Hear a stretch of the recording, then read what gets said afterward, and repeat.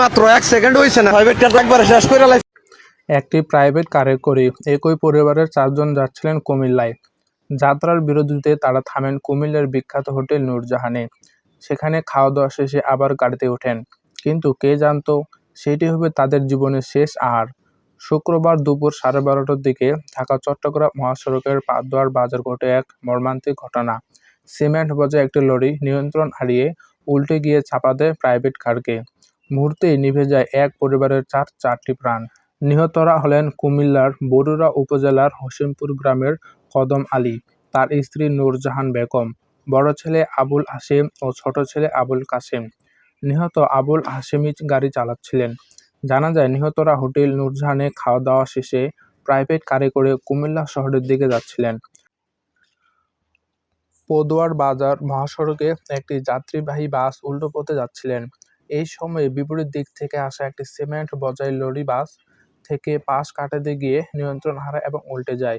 লরিটি উল্টে গিয়ে বাসের পিছনে থাকা প্রাইভেট কার এবং সিএনজির উপর চাপা পড়ে। এতে প্রাইভেট কারের 4 জন যাত্রী ঘটনাস্থলে নিহত হন এবং সিএনজির 3 জন যাত্রী গুরুতর আহত হন। আহতদের উদ্ধার করে হাসপাতালে পাঠানো হয়েছে। দুর্ঘটনার বর্ণনা দিতে গিয়ে উদ্ধারকারী কনস্টেবল সাইফুল ইসলাম বলেন, দৃশ্যটা এত ভয়াবহ ছিল যে মরদেহ বের করতে আমাদেরও হাত কেটে যাচ্ছিল। দুর্ঘটনার বর্ণনা দিতে গিয়ে উদ্ধারকারী কনস্টেবল সাইফুল ইসলাম বলেন, দৃশ্যটা এত ভয়াবহ ছিল যে মরদেহ বের করতে আমাদেরও হাত কেঁপে যাচ্ছিল। পরিবারের 4 জন মানুষের একসাথে এমন মৃত্যু একটা কল্পনাতীত। এই দুর্ঘটনা গোটা দেশকে স্তব্ধ করে দিয়েছে। হোসেনপুর গ্রামে শোকের ছায়া নেমে এসেছে। নিহতদের পরিবারের আন্তমর্ম এ দৃশ্য গ্রামের প্রতিটি মানুষকে নিঃসঙ্গ করে দিয়েছে।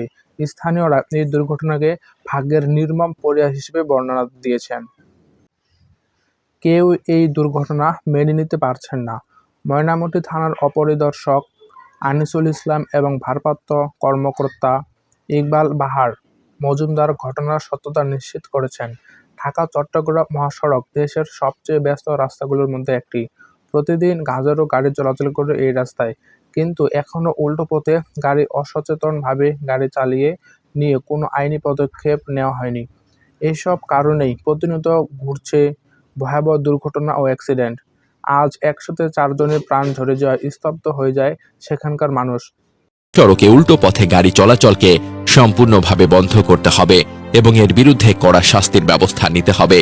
একই সাথে কভার্ড ভ্যান ও লরিতে অতিরিক্ত মালামাল বোঝাইয়ের প্রবণতা নিয়ন্ত্রণে আনতে হবে, কারণ অতিরিক্ত ওজনই বেশিরভাগ সময় চালকের নিয়ন্ত্রণ হারানোর মূল কারণ হয়ে দাঁড়ায়। ঢাকা চট্টগ্রাম মহাসড়কের মতো ব্যস্ত সড়ক ইউটার্নের জায়গাগুলো অত্যন্ত ঝুঁকিপূর্ণ। তাই সড়ক নকশা সংস্কার করে সেখানে নিরাপদ ইউটার্ন বা বিকল্প হিসেবে ফ্লাইওভার ও আন্ডারপাস নির্মাণ করা দরকার। পাশাপাশি দুর্ঘটনাপ্রবণ এলাকায় সিসিটিভি ক্যামেরা বসিয়ে সরাসরি পর্যবেক্ষণ চালু করলে অনেক অনিয়ম প্রতিরোধ করা সম্ভব হবে। শুধু অবকাঠামো নয়, চালকদেরও নিয়মিত প্রশিক্ষণ ও সচেতন করা খুবই জরুরি। অনেক সময় ড্রাইভাররা দীর্ঘ সময় গাড়ি চালান, ফলে ক্লান্ত হয়ে অসাবধানতা বা বেপরোয়া গতিতে গাড়ি চালান। তাই পেশাদার চালকদের জন্য বাধ্যতামূলক প্রশিক্ষণ, নিয়মিত স্বাস্থ্য পরীক্ষা এবং পর্যাপ্ত বিশ্রামের সুযোগ নিশ্চিত করা অপরিহার্য। সবশেষে জনসচেতনতা গড়ে তোলা জরুরি। সাধারণ যাত্রীদেরও জানা উচিত যে উল্টো পথে গাড়ি চালানো বা অতিরিক্ত বোঝাই করা মানে শুধু আইন ভাঙা নয়, বরং প্রাণঘাতী বিপদ ডেকে আনা। সরকার, সড়ক পরিবহন কর্তৃপক্ষ, পরিবহন মালিক ও শ্রমিক সংগঠন এবং সাধারণ মানুষ সবাইকে একসাথে কাজ করতে হবে। এই ভিডিওটি ভালো লেগে থাকলে চ্যানেলটি অবশ্যই সাবস্ক্রাইব করবেন এবং সম্পূর্ণ ভিডিওটি দেখতে থাকুন।